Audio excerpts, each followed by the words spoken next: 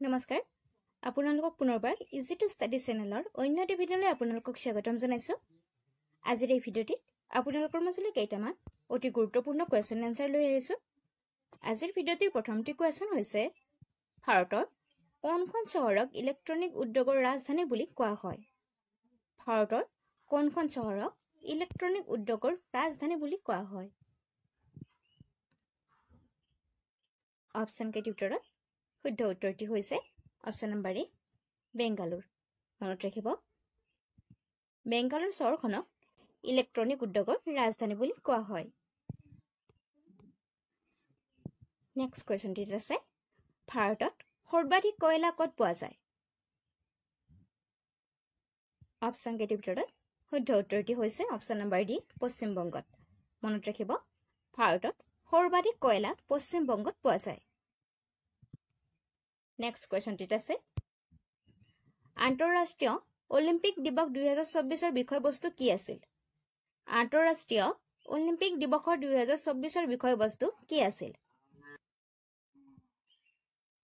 Option কেইটিৰ ভিতৰত শুদ্ধ উত্তৰটি হৈছে অপশ্যন নম্বৰ বি আহক আমি লৰচৰ কৰোঁ আৰু উদযাপন কৰোঁ। মনত ৰাখিব, আন্তঃৰাষ্ট্ৰীয় 2024 চনৰ অলিম্পিক দিৱসৰ বিষয়বস্তু আছিল আহক আমি লৰচৰ কৰোঁ আৰু উদযাপন কৰোঁ।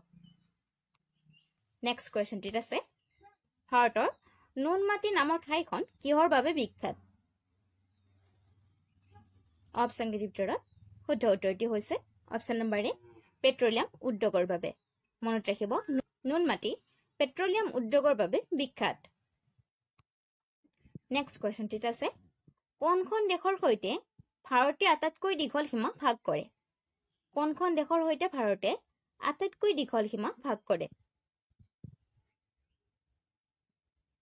অপশ্যন কেইটিৰ ভিতৰত শুদ্ধ উত্তৰটি হৈছে অপশ্যন নম্বৰ চি বাংলাদেশ। মনত ৰাখিব, ভাৰতে আটাইতকৈ দীঘল সীমা বাংলাদেশৰ সৈতে ভাগ কৰে।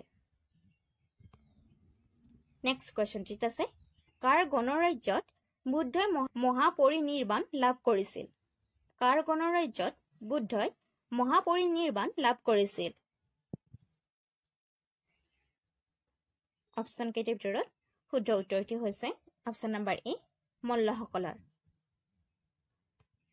নেক্সট কুৱেশ্যনটিত আছে 2024 চনৰ পেৰিছ অলিম্পিকত কিমানটা ক্ৰীড়াৰ প্ৰদৰ্শন কৰা হৈছিল? 2024 চনৰ পেৰিছ অলিম্পিকত কিমানটা ক্ৰীড়া প্ৰদৰ্শন কৰা হয় অৰ্থাৎ হৈছে? অপশ্যন কেইটিৰ ভিতৰত শুদ্ধ উত্তৰটি হৈছে অপশ্যন নম্বৰ চি 32টা। মনত ৰাখিব, 2024 চনৰ পেৰিছ অলিম্পিকত 32টা ক্ৰীড়াৰ প্ৰদৰ্শন কৰা হৈছে। ভিডিঅ'টোলৈ আগবঢ়াৰ আগতে আপোনালোকক জনাব বিচাৰিছো যে আমাৰ চেনেলৰ তৰফৰ পৰা বিভিন্ন কম্পেৰিটিভ এক্সামৰ প্ৰিভিয়াছ ইয়াৰৰ কুৱেশ্যন আনচাৰসমূহক লক্ষ্য কৰি লগতে অতি গুৰুত্বপূৰ্ণ কুৱেশ্যন আনচাৰৰ সৈতে আপোনালোকৰ মাজলৈ 10,000তকৈ অধিক কুৱেশ্যন এনচাৰ থকা এখন ই-বুক প্ৰস্তুত কৰা হৈছে আৰু ই সম্পূৰ্ণ অসমীয়া মাধ্যমত।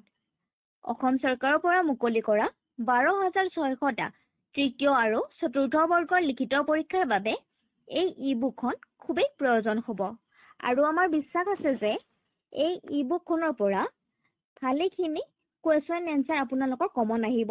গতিকে যদি আপুনি এই ই-বুকখন ডাউনলোড কৰিব বিচাৰে তেন্তে ইয়াত এটা হোৱাটছএপ নাম্বাৰ দিয়া আছে, তাত আপোনালোকে DM কৰিব আৰু এই ই-বুকখন অতি কম মূল্যত লাভ কৰিব। ইয়াৰ লগতে আপোনালোকে এখন ইংৰাজী গ্ৰামাৰৰ বিনামূলীয়াকৈ ই-বুক লাভ কৰিব।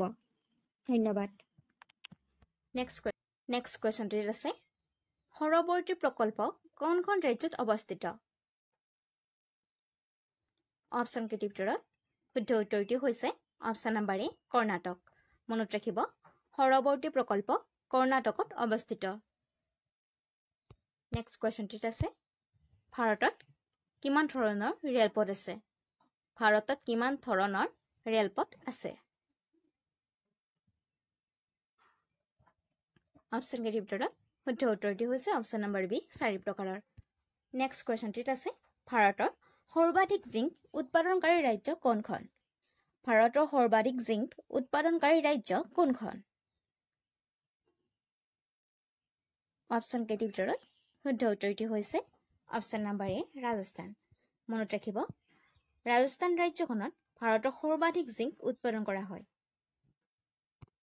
নেক্সট কোৱেশ্চনটিত আছে ভাৰতৰ সৰ্বাধিক লৌহ উৎপাদনকাৰী ৰাজ্য কোনখন ভাৰতৰ সৰ্বাধিক লৌহ উৎপাদনকাৰী ৰাজ্য কোনখন অপশ্যন কেইটিৰ ভিতৰত শুদ্ধ উত্তৰটি হৈছে অপশ্যন নম্বৰ ডি ছত্তীশগড় মনত ৰাখিব ভাৰতৰ সৰ্বাধিক লৌহ উৎপাদনকাৰী ৰাজ্যখন হৈছে ছত্তীশগড় নেক্সট কোৱেশ্চনটিত আছে পেৰিছ অলিম্পিক 2024 শেষ ইভেন্ট কেতিয়া অনুষ্ঠিত হ'ব অপশ্যন কেইটিৰ ভিতৰত শুদ্ধ উত্তৰটি হৈছে অপশ্যন নম্বৰ বি 11 আগষ্ট তাৰিখে মনত ৰাখিব আগষ্টৰ 11 তাৰিখে পেৰিছ অলিম্পিকৰ শেষৰ ইভেন্টখন অনুষ্ঠিত হ'ব নেক্সট কোৱেশ্চনটিত আছে 2024 চনৰ পেৰিছ অলিম্পিকৰ প্ৰথমটো ইভেন্ট কেতিয়া অনুষ্ঠিত হৈছিল অপশ্যন কেইটিৰ ভিতৰত শুদ্ধ উত্তৰটি হৈছে অপশ্যন নম্বৰ বি 24 জুলাই তাৰিখে মনত ৰাখিব 2024 চনৰ 24 জুলাই তাৰিখে 2024 পেৰিছ অলিম্পিকৰ প্ৰথমটো ইভেন্ট অনুষ্ঠিত হৈছিল নেক্সট কোৱেশ্চনটিত আছে ভাৰতত প্ৰথমে বিদ্যুৎ যোগান কৰ পৰা আৰম্ভ হৈছিল ভাৰতত প্ৰথমে বিদ্যুৎ যোগান কৰ পৰা আৰম্ভ হৈছিল অপশ্যন কেইটিৰ ভিতৰত শুদ্ধ উত্তৰটি হৈছে অপশ্যন নম্বৰ ডি দাৰ্জিলিং মনত ৰাখিব দাৰ্জিলিঙৰ পৰাই ভাৰতত প্ৰথম বিদ্যুৎ যোগান আৰম্ভ হৈছিল নেক্সট কোৱেশ্চনটিত আছে জিম কাৰ্বেট ৰাষ্ট্ৰীয় উদ্যান ভাৰতৰ ক'ত অৱস্থিত জিম কাৰ্বেট ৰাষ্ট্ৰীয় উদ্যান ভাৰতৰ ক'ত অৱস্থিত অপশ্যন কেইটিৰ ভিতৰত শুদ্ধ উত্তৰটি হৈছে অপশ্যন নম্বৰ ডি উত্তৰাখণ্ডত মনত ৰাখিব জিম কাৰ্বেট ৰাষ্ট্ৰীয় উদ্যান উত্তৰাখণ্ডত অৱস্থিত ইয়াৰ লগতে আপোনালোকে মনত ৰাখিব ভাৰতৰ প্ৰথমখন ৰাষ্ট্ৰীয় উদ্যানেই হৈছে জিম কাৰ্বেট নেক্সট কোৱেশ্চনটিত আছে কানহা ৰাষ্ট্ৰীয় উদ্যান ভাৰতৰ ক'ত অৱস্থিত কানহা ৰাষ্ট্ৰীয় উদ্যান ভাৰতৰ ক'ত অৱস্থিত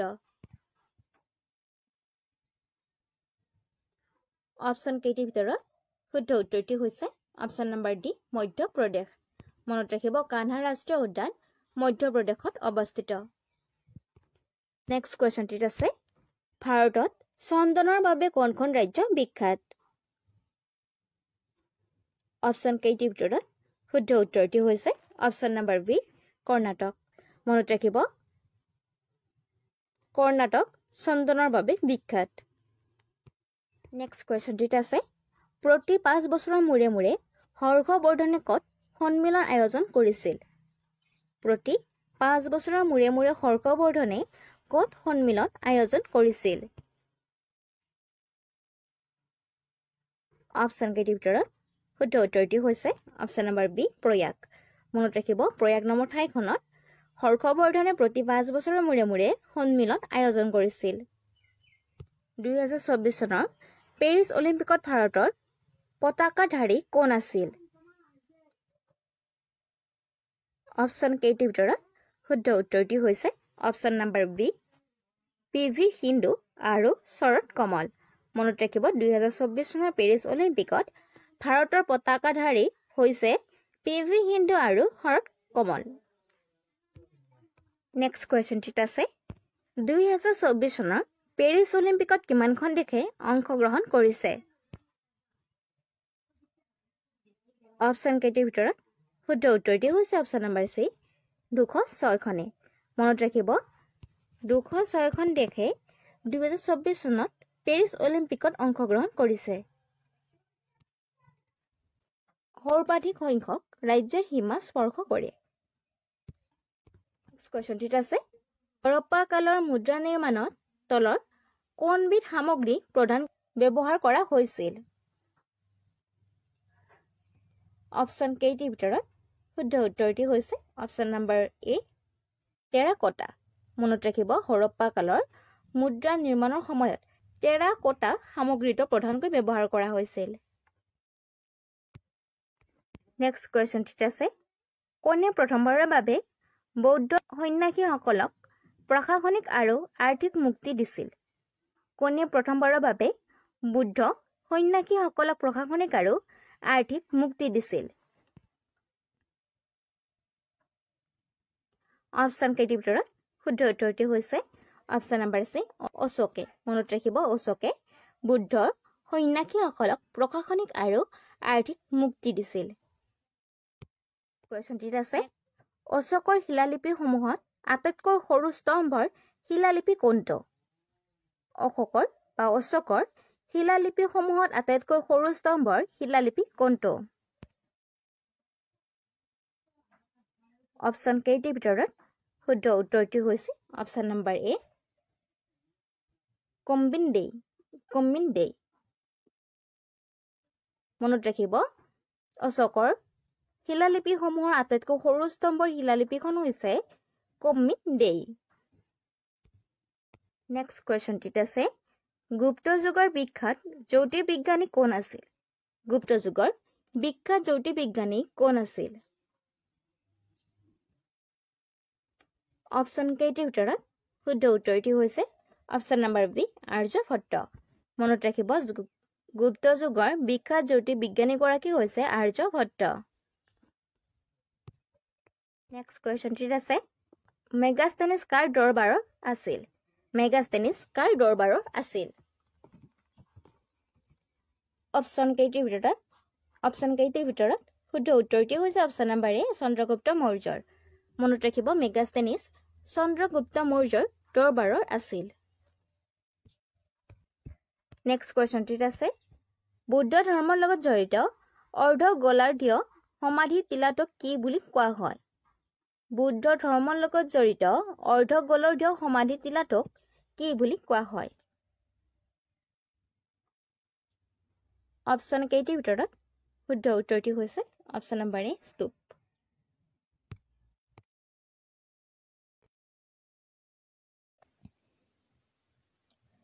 নমস্কাৰ, আপোনালোকক পুনৰবাৰ ইজি টু ষ্টাডি চেনেলটোলৈ স্বাগতম জনাইছোঁ। আজিৰ এই ভিডিঅ'টিত অসম চৰকাৰৰ পৰা মুকলি পাব লগা বিভিন্ন প্ৰতিযোগিতামূলক পৰীক্ষাসমূহৰ লিখিত পৰীক্ষাত সহায় হোৱাকৈ আপোনালোকৰ মাজলৈ কেইটামান অতি গুৰুত্বপূৰ্ণ এছাম হিষ্ট্ৰীৰ ওপৰত কুৱেশ্যন এনচাৰ লৈ আহিছোঁ। গতিকে আপোনালোকে ভিডিঅ'টো স্কিপ নকৰাকৈ সম্পূৰ্ণৰূপে চাব। আজিৰ ভিডিঅ'টিৰ প্ৰথমটি কুৱেশ্যন হৈছে কোন বছৰত গড়গ সম্পূৰ্ণৰূপে মোগলৰ নিয়ন্ত্ৰণলৈ আহিছিল? অপশ্যন কেইটিৰ ভিতৰত শুদ্ধ উত্তৰটি হ'ব অপশ্যন নম্বৰ চি 1663 চনত। মনত ৰাখিব 1663 চনত সম্পূৰ্ণৰূপে গড়গাঁও মোগলৰ নিয়ন্ত্ৰণত আহিছিল। নেক্সট কুৱেশ্যনটিত আছে দিহিঙীয়া ৰজা বুলি কাক উল্লেখ কৰা হৈছে? বা আমি দিহিঙীয়া ৰজা বুলি পঞ্চক ৰজাক জানো। অপশ্যন কেইটিৰ ভিতৰত শুদ্ধ উত্তৰটি হ'ব অপশ্যন নম্বৰ এ চুহুংমুঙক। মনত ৰাখিব চুহুংমুঙক দিহিঙীয়া ৰজা বুলিও আমি জানো। নেক্সট কুৱেশ্যনটিত আছে প্ৰথম বৰপাত্ৰ গোহাঁই কোন আছিল? অপশ্যন কেইটিৰ ভিতৰত শুদ্ধ উত্তৰটি হ'ব option number D Konseng Borpatra Gohain. মনত ৰাখিব প্ৰথম বৰপাত্ৰ গোহাঁইগৰাকী হৈছে কনচেং বৰপাত্ৰ গোহাঁই। নেক্সট কুৱেশ্যনটিত আছে কোনজন আহোম ৰজাৰ দিনত শদিয়াখোৱা গোহাঁই পদৰ সৃষ্টি হৈছিল? অপশ্যন কেইটিৰ ভিতৰত শুদ্ধ উত্তৰটি হ'ব অপশ্যন নম্বৰ এ চুহুংমুঙৰ দিনত। মনত ৰাখিব চুহুংমুঙৰ দিনত শদিয়াখোৱাৰ গোহাঁই পদটোৰ সৃষ্টি হৈছিল। নেক্সট কুৱেশ্যনটিত আছে আহোমসকলে প্ৰথমে শকা যুগৰ ব্যৱহাৰ কোনগৰাকী ৰজাৰ ৰাজত্বকালৰ পৰা আৰম্ভ কৰিছিল?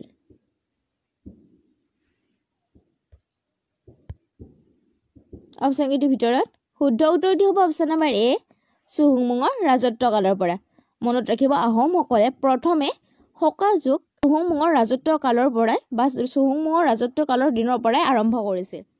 নেক্সট কুৱেশ্যনটিত আছে আহোম ৰজা কোনগৰাকী ৰজাই চুতীয়া ৰাজ্যক আহোমৰ ভূখণ্ডৰ লগত যোগ দিছিল? অপশ্যন কেইটিৰ ভিতৰত শুদ্ধ উত্তৰটি হ'ব অপশ্যন নম্বৰ বি দিহিঙীয়া ৰজা। মনত ৰাখিব দিহিঙীয়া ৰজাই চুতীয়া ৰাজ্যক আহোমৰ ভূখণ্ডৰ সৈতে যোগ দিছিল বা যোগ কৰিছিল? নেক্সট কুৱেশ্যনটিত আছে কাক নৰিয়া ৰজা আৰু কেঁকুৰা ৰজা বুলিও কোৱা হয়?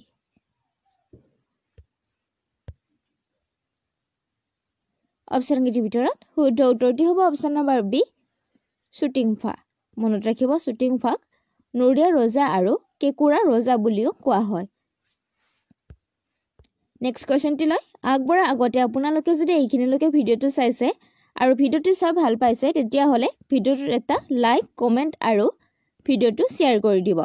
লগতে আপোনালোকে যদি আমাৰ চেনেলটোলৈ প্ৰথমবাৰৰ বাবে আহিছে তেতিয়াহ'লে চেনেলটো ছাবস্ক্ৰাইব কৰি দিব।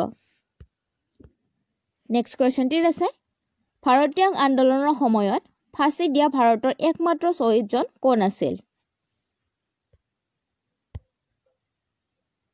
অপশ্যন কেইটিৰ ভিতৰত শুদ্ধ উত্তৰটি হ'ব option number D Kushal Konwar. মনত ৰাখিব ভাৰতীয় আন্দোলনৰ সময়ত ফাঁচি দিয়া ভাৰতীয় একমাত্ৰ শ্বহীদগৰাকী হৈছে কুশল কোঁৱৰ। নেক্সট কুৱেশ্যনটিত আছে প্ৰকৃত সত্যগ্ৰহী সেইজন হ'ব পাৰে যি জীয়াই থকাৰ কলা আৰু মৃত্যুৰ কলাৰ বিষয়ে জ্ঞাত। মহাত্মা গান্ধীৰ উপৰোক্ত বৃত্তটো কাৰ সৈতে সম্পৰ্কিত? অৰ্থাৎ সত্যগ্ৰহ সেইজনে হ'ব পাৰে যি জীয়াই থকাৰ কলা আৰু মৃত্যু কলাৰ বিষয়ে জ্ঞাত। এই কথাষাৰ মহাত্মা গান্ধীয়ে কৈছিল, কিন্তু তলত উল্লেখিত কোনগৰাকী ব্যক্তিৰ সৈতে এই বাক্যশাৰী জড়িত বা সম্পৰ্ক আছে? অপশ্যন কেইটিৰ ভিতৰত শুদ্ধ উত্তৰটি হ'ব অপশ্যন নম্বৰ ডি কুশল কোঁৱৰৰ সৈতে। মনত ৰাখিব উপৰোক্ত যি বাক্যশাৰী মহাত্মা গান্ধীয়ে কৈছে এই বাক্যশাৰী কুশল কোঁৱৰৰ সৈতে জড়িত। নেক্সট কুৱেশ্যনটিত আছে কোন আন্দোলনত ভোগেশ্বৰী ফুকননী শ্বহীদ হৈছিল? অপশ্যন কেইটিৰ ভিতৰত শুদ্ধ উত্তৰটি হ'ব অপশ্যন নম্বৰ চি ভাৰতীয় আন্দোলনত। মনত ৰাখিব ভাৰতীয় আন্দোলনত ভোগেশ্বৰী ফুকননী শ্বহীদ হৈছিল। নেক্সট কুৱেশ্যনটিত আছে ভাৰতীয় আন্দোলনৰ সময়ত অসমৰ ৰাজ্যপাল কোন আছিল?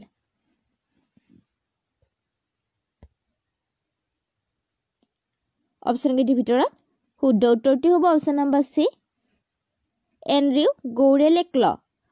ভাৰতীয় আন্দোলনৰ সময়ত অসমৰ ৰাজ্যপাল আছিল এণ্ড্ৰিউ গৌৰেলে ক্ল।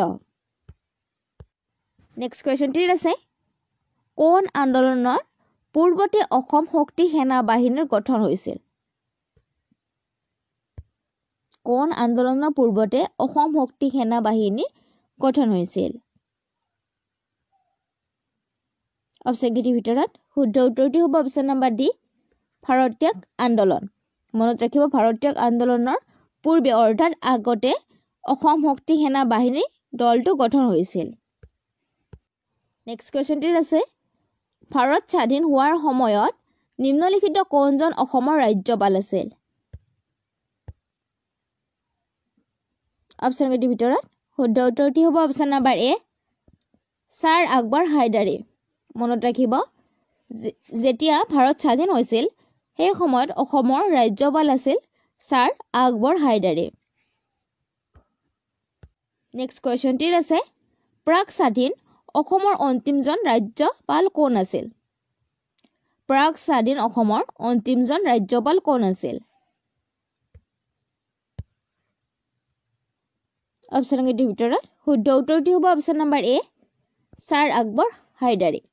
মনত ৰাখিব প্ৰাক স্বাধীন অসমৰ অন্তিমজন ৰাজ্যপাল আছিল ছাৰ আকবৰ হাইদাৰী।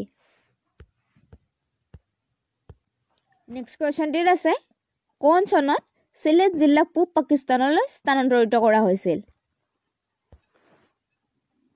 অপশ্যন কেইটিৰ ভিতৰত শুদ্ধ উত্তৰটি হ'ব অপশ্যন নম্বৰ বি 1947 চনত। মনত ৰাখিব 1947 চনত চিলেট জিলাখনক পূব পাকিস্তানলৈ স্থানান্তৰিত কৰা হৈছিল। নেক্সট কুৱেশ্যনটিত আছে কোনখন জিলাক অসমৰ পৰা পৃথক কৰা হৈছিল আৰু 1947 চনত পাকিস্তানলৈ স্থানান্তৰিত কৰা হৈছিল? অপশ্যন কেইটিৰ ভিতৰত শুদ্ধ উত্তৰটি হ'ব অপশ্যন নম্বৰ চি চিলেট জিলাখনক। মনত ৰাখিব চিলেট জিলাখনক অসমৰ পৰা পৃথক কৰা হৈছিল আৰু 1947 চনত পাকিস্তানলৈ স্থানান্তৰিত কৰা হৈছিল। নেক্সট কুৱেশ্যনটিত আছে কোনখন জিলাক অসমৰ পৰা পৃথক কৰি পাকিস্তানক দিয়া হৈছিল? এই কুৱেশ্যনটোৰ এনসাৰ আপোনালোকে কমেন্ট বক্সত কমেন্ট কৰি জনাব। কুৱেশ্যনটিত আছে চুহুংমুঙক কি বুলি জনা যায়?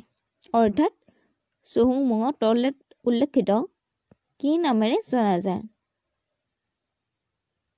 অপশ্যনকেইটিৰ ভিতৰত শুদ্ধ উত্তৰটি হ'ব অপশ্যন নম্বৰ বি চামুগুৰিয়া ৰজা। মনত ৰাখিব চুহুংমুঙক চামুগুৰিয়া ৰজা বুলিও জনা যায়।